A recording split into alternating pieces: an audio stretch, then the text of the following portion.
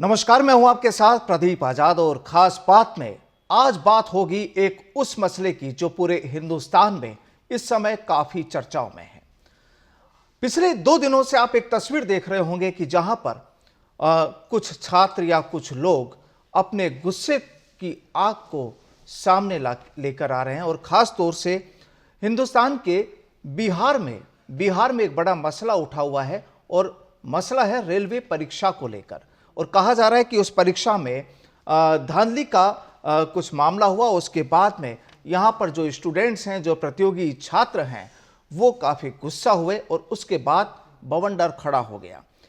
आज इसी मुद्दे पर बातचीत के लिए हमारे साथ जुड़े हैं जन अधिकार पार्टी बिहार से, सीधे बिहार से पप्पू यादव साहब हमारे साथ जुड़े हैं। चूंकि पप्पू जी पिछले जब से इस पूरे मामले की शुरुआत हुई तब से ही स्टूडेंट्स के साथ खड़े हैं, लगातार उनकी आवाज में अपनी आवाज बुलंद किए हुए हैं और इसके अलावा दूसरे अन्य मसलों पर भी आम लोगों के साथ हमेशा खड़े और जुड़े हुए नजर आए हैं। पप्पू जी, आपका बहुत बहुत स्वागत है हमारे साथ जुड़ने के लिए। जी जी, धन्यवाद। नमस्कार। नमस्कार आपको भाई साहब और जो जी। लोग आपको देख रहे हैं, सुन रहे हैं, उन सबको मेरा प्रणाम। बिल्कुल। पप्पू जी, पूरा जो मसला हो रहा है अभी हम लोग देख रहे हैं, पिछले 1-2 दिनों से लगातार जो चीजें चल रही हैं, आखिर क्या है ये रेलवे का पूरा मसला, आपसे समझना चाहेंगे। और किस तरह की यहाँ पर धांधली हुई जिसके बाद कुछ इस तरह की तस्वीरें सामने आ रही हैं। देखिए, दो तीन बातें हैं। एक बात समझिए, जी हिंदुस्तान में जो गवर्नमेंट होती है या जो कोई भी सरकार बनती है देश में या दुनिया में, जी तो वो सबसे पहले एक एक ऐसा समाज बनाना चाहता है कि जो अभाव में, डर में या अन्य चीज, गरीबी में, बेरोजगारी में, कोई ऐसे हालात से वो ना गुजरे जिससे उसको कभी न कभी उसके भीतर का विश्वास खत्म हो जाए, आत्महत्या की नौबत आ जाए, अपने ही आंखों के सामने अपने परिवार को खो दे, खुद वो एक अच्छी लाइफ ना जी सके। ये 92% के लगभग भारत की स्थिति है। जी हमारे यहाँ तो दुनिया की सबसे ज्यादा गरीबी है।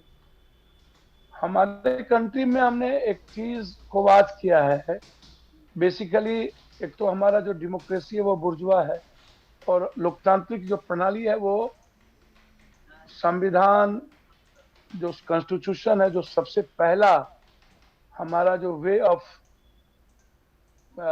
देश का जो सॉवरन चीजें हैं उसको है।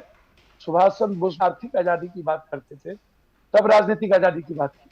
तो जी जब कोई कंट्री मैनिफेस्टो जारी करता है, कोई भी पार्टी, तो वो तय करता है कि हम किस तरह का राज या किस तरह का देश देना चाहते हैं। जी तो आजाद हिंदुस्तान के इतने दिनों के बावजूद हम हमें बांटने की बात, हमेशा सस्ती लोकप्रियता के लिए चुनाव आता है तो हम बंदर बांट की बात करते हैं। कोई एक रियल में अस्थायी जीवन कैसे होगा, पीस लाइफ क्या होगा, जो हमारा संविधान कहता है कि कैसे हम सरकार जनता के लिए, जनता सरकार के लिए नहीं। तो जब देश में मोदी जी 8 साल पहले आए, 1 करोड़ रोजगार की बात उन्होंने की, लेकिन जब हम नोटबंदी की बात करते हैं, जीएसटी की बात करते हैं, काला धन की बात करते हैं, या हम फिर कोरोना के बीच में आते हैं, तो 8 सालों के अंदर 27 फैक्ट्री लगभग बंद हो गई। जी नौकरी कितनी चली गई, लगभग चीजें निजीकरण में चला गया। हमारे पास 2-3 ऑप्शन है केंद्रीय प्रतिनियुक्त रोजगार में। एक है रेलवे, दूसरा है आर्मी, जी तीसरा लगभग नहीं के बराबर बैंकिंग वुकिंग निजीकरण या जिस तरह की चीजें भी, वहां अब नौकरी के रास्ते नहीं। मैं बिल्कुल। बिहार में आता हूं तो पुलिस बहाली के अलावा दूसरा कोई रास्ता नहीं है। आउटसोर्सिंग पर बड़ी बड़ी कंपनियां बिहार आती है, बहाली के नाम पर पैसे भी लेती है, लेकिन 4 महीना 6 महीने तक उसको तनख्वाह तक नहीं दे पाती। और हम नियमित नौकरी की बात बिहार में कर नहीं पाते हैं। हमेशा हम जो है लगातार अनियमित, मतलब आप ऐसी नौकरी देते हैं बिहार में जहाँ 6,000, 4,000, 3,000, 7,000, 8,000 इस तरह की नौकरी हम लोक लुभाने की बात करते हैं, जैसे जीविका है, सेविका है, ममता है, आशा है, जिसको तनख्वाह ही नहीं मिलती। इसी तरीके से और भी शिक्षक है, नियोजित शिक्षक को जिस तरीके से आप सुनते होंगे, नियोजित क्या होता है। जी जी तो हमारे यहाँ की स्थिति यही है, तो वो केंद्र में जाना चाहता है, तो हम 4 साल 5 साल तक किसी चीज की तैयारी करते हैं। 3 साल 2 साल पहले वैकेंसी निकलती है, वैकेंसी को निकालने के बाद 2 सालों तक, साल भर तक उसका एग्जाम नहीं हो पाता है। जब सरकार से या हम रेलवे एनटीपीसी से बात करते हैं तो वो कहती है कि मेरे पास एग्जामिनेशन के लिए मात्र 1 लाख लोगों का हम एक एग्जामिनेशन ले सकते हैं। यदि सरकार चाह ले पूरा, तो एक दिन में सुबह और शाम यदि एग्जामिनेशन लेगा तो 2 लाख से ज्यादा एग्जामिनेशन नहीं ले सकता है। जी यदि 1 करोड़ लगभग लोगों ने अप्लाई किया है तो उसमें ठीक है, जो टॉलरेंस है वो बहुत लंबा हो जाता है। तो किसी बच्चे की उम्र चले जाते हैं, किसी के कुछ चले जाते हैं। फिर जो सबसे बड़ी बात समझने की क्या है, जो आप वैकेंसी निकालते हैं, भारत सरकार का ऑर्डर है या कानून है, संवैधानिक कानून है कि आप वैकेंसी निकालने के बाद निरस्त कर सकते हैं, संशोधित नहीं कर सकते। जी तो आप जी वैकेंसी निकालने के बाद आपको संशोधित करने की क्या जरूरत पड़ी। दूसरी तरफ आप जब आप एग्जामिनेशन लेते हैं तो आप मेंस के बाद पीटी के समय आप कट ऑफ की बात करिएगा ना, तो एक तरफ आप कहते हैं कि हमारे बच्चे इतने जीनियस थे कि कट ऑफ चला गया 96, जी लगभग बंगाल में 96 चला गया और मिनिमम 76 नीचे। अब आप 85, 81, 82 वाले को क्या जीनियस नहीं मानेंगे, 76 वाले को क्या जीनियस नहीं मानेंगे। तो जब आप 20 गुना रोजगार की बात किए तो आप 4 गुना पर आ गए। बच्चे के मन में ये है, आप कहते हैं नहीं 10 गुना मैंने बात, वैकेंसी में आपने निकाला है 20 गुना, आप कहते हैं नहीं मैंने यह लिखा है कि मैं बढ़ा भी सकता हूं, मैं घटा भी सकता हूं। और आप अभी कह रहे हैं 10 गुने से 11 गुना मैंने 3.5 लाख, 3,84,000 के लगभग मैंने रिजल्ट आउट किया। जी जी बच्चे का कहना है कि 7,54,64,000 के लगभग रिजल्ट 20 गुना से होता है। दूसरी तरफ बच्चे का कहना है कि एक स्टूडेंट 5 जगह एग्जाम दिया और 5 में पास कर दिया, जैसे इंटरमीडिएट को 2 जगह एग्जाम देना है जी और ऑनर्स को 5 जगह एग्जाम देना है, तो वो 5 जगह आ गया तो एक ही जगह नौकरी करेगा। तो उसका जो सिक्टेंस है वो 2,34,54,000 के बीच आता है। तो बच्चे का कहना है कि आपने गलती की कि आप एक ही बार में आप 5 एग्जामिनेशन ले लिए, अब 5 जगह जो बच्चे आ गए तो फिर जो अन्य बच्चे एग्जामिनेशन दिए, वो जो क्वालिटी और जीनियस था उसकी तो जिंदगी गई। बिल्कुल बिल्कुल। इनका कहना है कि नहीं, हम इसीलिए 5 एग्जामिनेशन एक बार साथ में लिए कि हमें दोबारा एग्जामिनेशन कंडक्ट करने में फिर लंबा समय लगता है किसी दूसरे सब्जेक्ट में, और 1 लाख ही मात्र हमारे पास एग्जाम लेने का जी भारत के पास कंप्यूटराइज है। तो जब से कंप्यूटराइज हुआ इनके लिए दिक्कत कहता ही है। तो मेरे लिए यह ज्यादा अच्छा था कि मैं एक ही बार ले लूं।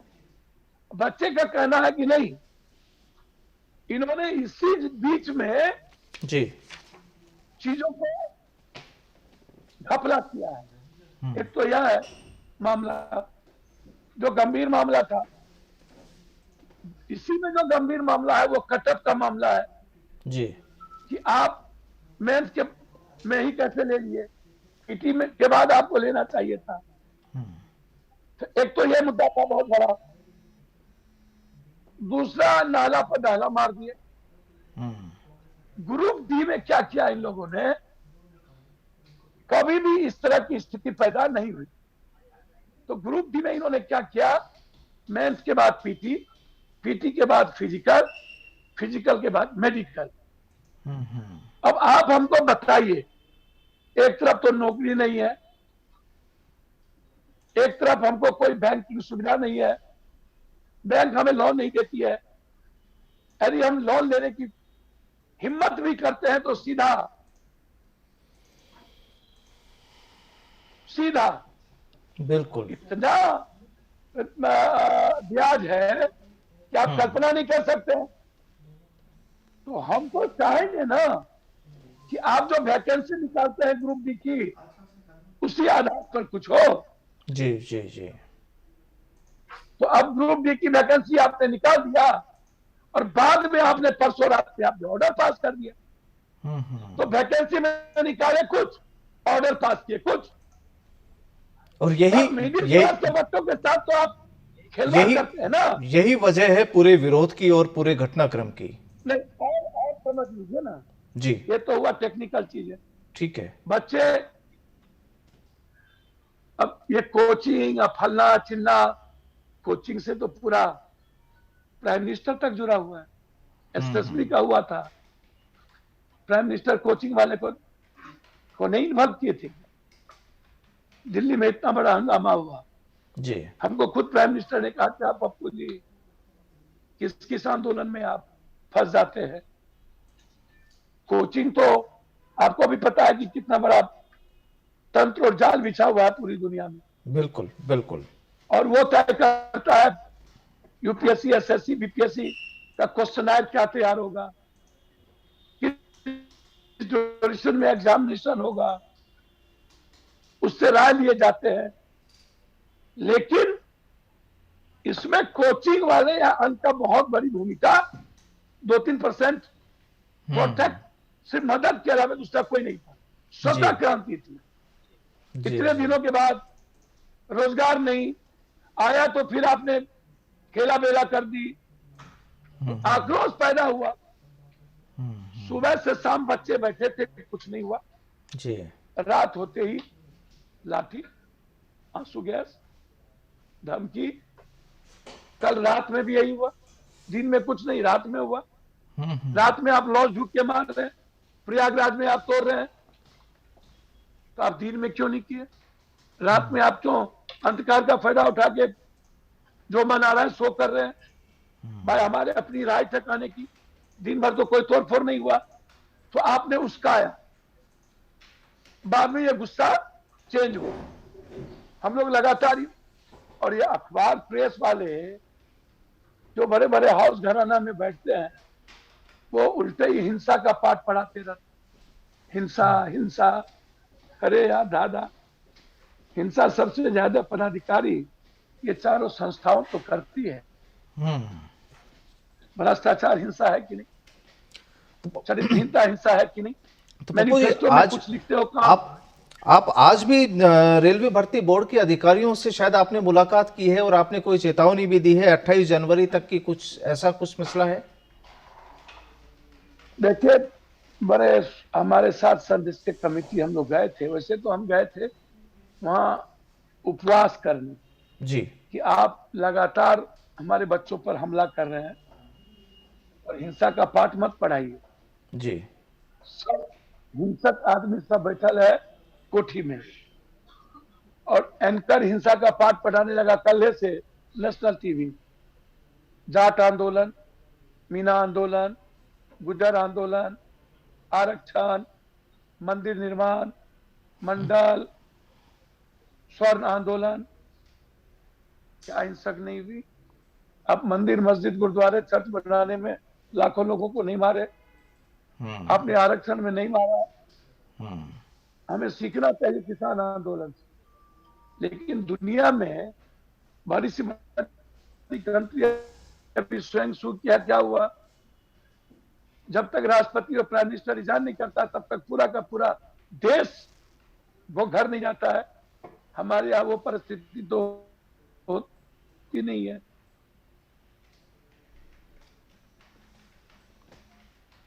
तो बिल्कुल देख कीजिएगा जी। तो आप मनुष्य को मारने की बात करते हैं जी। और उनके जीवन की बात करेंगे नहीं, और अपनी बिल्कुल गलती छुपाने के लिए आप हिंसा का तो अन्य चीजों का सहारा लेंगे। बिल्कुल बिल्कुल। तो बेफालतू चीजों का प्रोपगंडा करना और बच्चों को टारगेटेड करना, ये सही नहीं है। हम भी चाहते हैं कि आंदोलन जब बड़ा हो तो सस्टेन करें, जी, उसमें हिंसा की बहुत गुंजाइश नहीं होनी चाहिए। नहीं होनी चाहिए बिल्कुल। लेकिन जब आप प्रमोट करेंगे और आप जब हमारे ही राइट्स को छीनेंगे जी, तो कई सारी चीजें, छोटी मोटी चीजें बड़ी बन जाती है। कुछ बिल्कुल गलत आदमी इन्वॉल्व हो जाता है, सही वो भी बात है। कुछ गलतियां हो जाती है। तो एक के चलते आप सबको नहीं पीस सकते हैं। और उसकी आप धमकी दे दिए कि जो रेलवे में तोड़फोड़ करेगा नौकरी नहीं मिलेगी। अरे जो चोरी करता है टैक्स की पैसा, और जी, जिसके घर में भ्रष्टाचार का पैसा मिलता है, अब बड़का बड़का मकान मिलता है, तो उसको दोबारा मैनिफेस्टो में काम नहीं करता तो उस पार्टी को बैन कर दो, नौकरी से बिल्कुल निकाल दो। हमारे ही बच्चों को आप धमकी दे रहे हो। तो इसीलिए लड़ाई साफ है और बातचीत हुई है।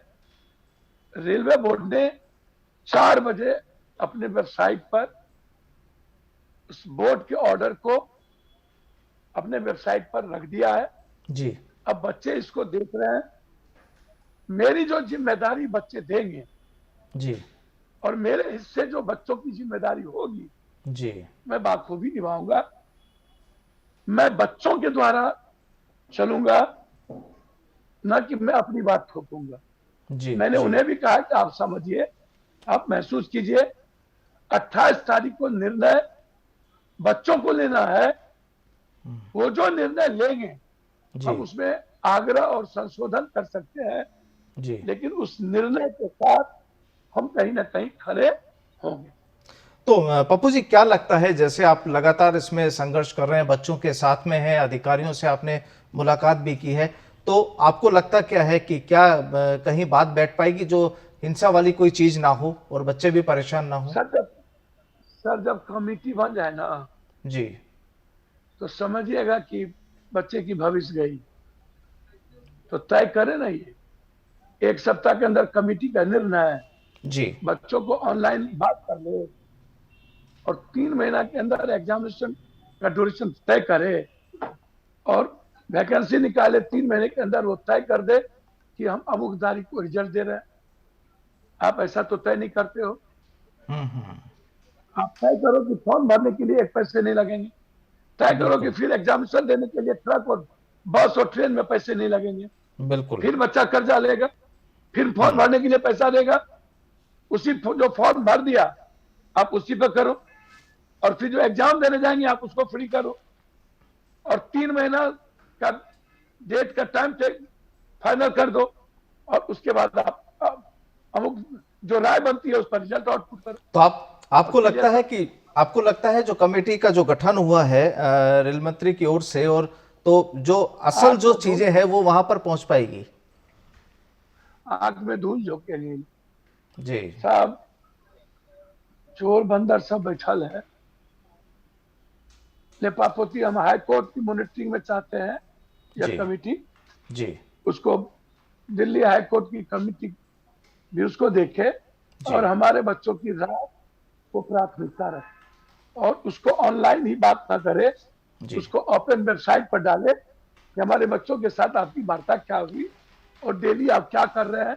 डेली चीजों को आप वेबसाइट पर डालिए ताकि पूरा इंडिया के गार्जियन अपने बच्चों के भविष्य को देख सके। बिल्कुल बिल्कुल। ये एक बड़ा सवाल है कि जहां पर बच्चों के साथ जो बेरोजगारी का जो आलम है पूरे हिंदुस्तान में, और इस वक्त अगर जो छात्र होते हैं, बेरोजगार होते हैं, अगर वहां पर उनके अधिकारों पर कुठाराघात होता है या उनके अधिकार छीनने की कोशिश की जाती है, तो अक्सर युवाओं पर, बेरोजगारों पर ही सवाल उठाए जाते हैं। लेकिन असल में जो आप कह रहे हैं कि वाकई जो जांच कमेटी बनाई है, आखिर उसका भी नतीजा क्या हो सकता है, वो भी अभी डाउटफुल है। और आपकी मांग ये भी है कि एक अच्छे स्तर पर, कोर्ट स्तर पर, चाहे रिटायर्ड जज हो या जो भी न्यायिक सेवा से जो लोग जुड़े हैं, वो लोग इस पूरे मामले को देखें और बच्चों का भविष्य ना बिगड़े। ये एक अहम सवाल है और इसी पर वाकई नजर रखनी चाहिए, चूंकि आप तमाम इस तरह के जो मामले रहे, जनहित के जो मामले रहे, आप पहले भी कई मामलों में आप आवाज उठाते रहे हैं। आपने किसानों के आंदोलन के वक्त भी इस तरह की चीजें की थी, उनके हक में कोई चीज निकले, कोई बात हो, वो भी आपने उठाया था। और भी तमाम बिहार के भी कई मामले ऐसे हैं जहां की हमें जानकारियां मिलती रहती हैं कि कई मुद्दों को लेकर आप लगातार काम कर रहे हैं। बिल्कुल पप्पू जी, आपका बहुत बहुत धन्यवाद हमारे साथ जुड़ने के लिए। और हमें उम्मीद है कि बच्चों का भविष्य, जो पूरे हिंदुस्तान के जो बेरोजगार युवा हैं, उनका भविष्य वाकई नहीं बिगड़ना चाहिए, क्योंकि एक तरफ कोरोना का आलम, एक तरफ बेरोजगारी का जो आलम है, और परसेंटेज कम नहीं है बेरोजगारी की भी। तो ठीक है, जहां पर जितना हो सकता है सरकार को भी इस बारे में सोचना चाहिए और सोचना होगा। हमारे साथ जुड़ने के लिए पप्पू जी आपका बहुत बहुत शुक्रिया, धन्यवाद। बहुत बहुत धन्यवाद। धन्यवाद।